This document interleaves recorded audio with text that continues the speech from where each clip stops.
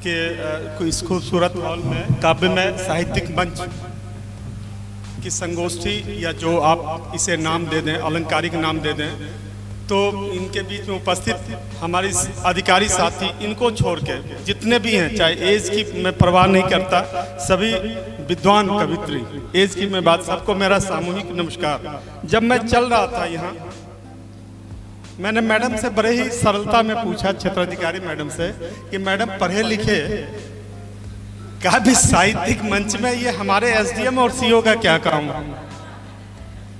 Madam ने कहा बात तो सही कह रही हैं।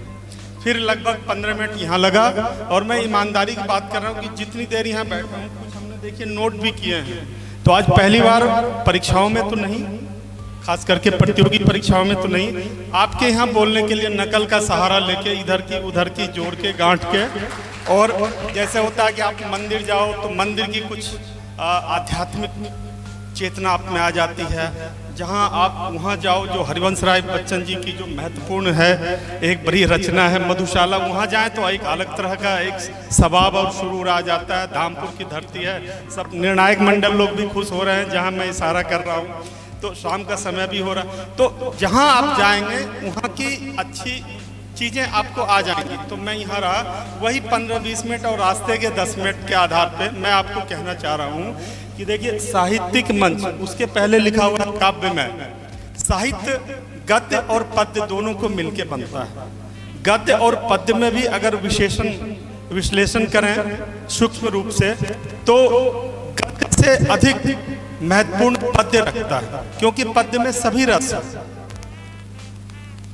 पद्य में आपके श्रृंगार रस हैं, वीर रस हैं, और जितने भी तरह की रस की आप कल्पना कर सकते हैं, सभी के माध्यम से कवियों ने समय समय पे समाज का दर्पण दिखाया है।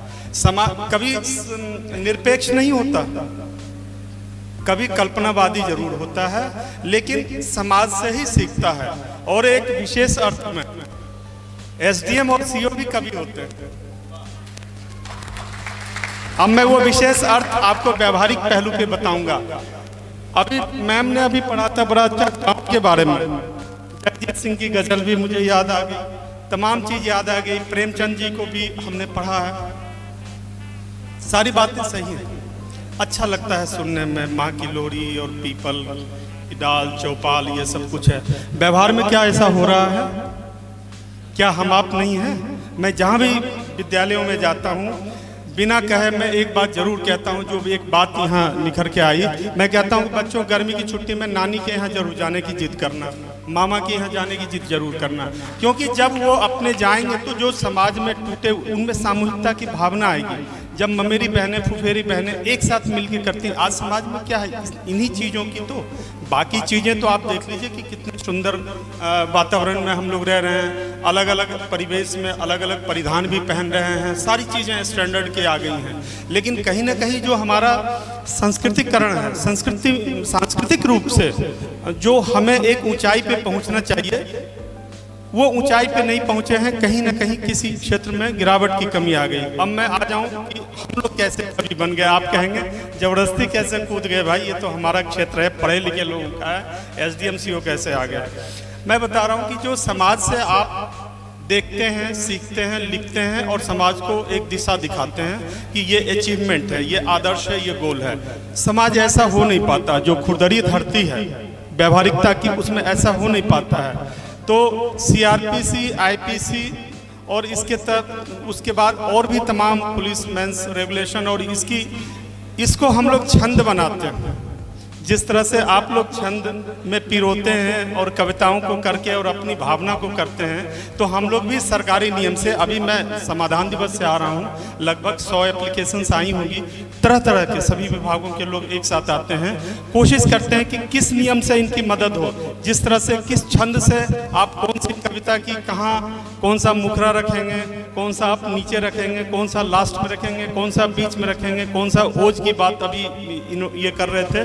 तो इस तरह से हम लोग भी नियमों का प्रयोग करते हुए, और हम लोग भी एक तरह से कवि का रूप ले लेते हैं, और इस तरह से वो कोशिश करते हैं कि, इसलिए कई बार मैं लिखता हूँ एप्लीकेशन में कि थानाध्यक्ष पक्षकारों को बुला के समाधान का प्रयास कर लें। मैं भी जानता हूं कि बिल्कुल नियम से कहूं तो इसको नगीना सिविल कोर्ट पहुंचाऊंगा। मैं जानता हूं बरसों चक्कर काटता रहेगा। हो सकता है कि दोनों पक्ष आए तो कहीं ना कहीं सहमति बन जाती है, और 10 लोगों में अगर 3 का भी समाधान हो गया तो कम से कम 3 बर्डन तो हमारे कम होंगे। तो इन्हीं शब्दों के साथ जो नए प्रतिभागी हैं उनको विशेष रूप से एक एसबीटी की बच्ची थी, एसबीटी में जाता रहता हूं, 2 बार गया हुआ हूं, तो अच्छा लगा। आप लोग सभी कोपल हो, अभी नई ताज़ा, और वो हो आपके रूप में महादेवी वर्मा जी को मैं देख रहा हूँ, आपके रूप में अमृता प्रीतम मैडम को मैं देख रहा हूँ, और सर हैं। मैं फिर कह रहा हूँ कि विद्वजनों के बीच बोलने में संभल के बोलना पड़ता है कि भाई अब अपने पास तो कुछ है नहीं, और गलती पकड़ने के लिए लोग बैठे हुए हैं। इन्हीं शब्दों के साथ में आप सबों को, हमें और सीओ मैम को बुलाने के लिए बहुत बहुत धन्यवाद। इसी तरह का कार्यक्रम चलता रहे ताकि धामपुर के बारे में कहीं ना कहीं जो एक निगेटिविटी आती है बाहर के लोगों में, अपना घर सबको अच्छा लगता है सर, समीक्षा हम लोग करते हैं, जो बाहर के लोग हैं, तो वो निगेटिविटी इससे कम होगी। जो काव्य में साहित्यिक मंच जाएगा, जो ये आएगा, क्योंकि पूरा मानव जीवन सपनों का जीवन है, और ये सपने संजोते हैं, पिरोते हैं, सपनों को साकार बनने के लिए प्रेरित करते हैं कविता के माध्यम से। इन्हीं शब्दों के माध्यम से जो आपके जो आयोजकगण हैं उनको विशेष धन्यवाद, और हमें जितना हमने नकल की थी हमने बोल दिया, बाकी सबको राम राम।